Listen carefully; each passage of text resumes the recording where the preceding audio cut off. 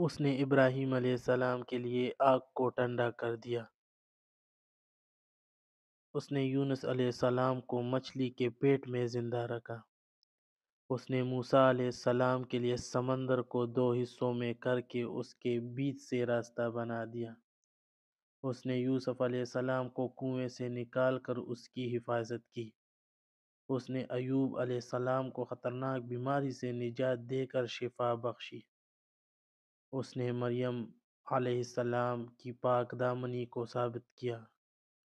اس نے ہمارے پیارے نبی صلی اللہ علیہ وآلہ وسلم کے لیے چاند کے 2 ٹکڑے کر دیے۔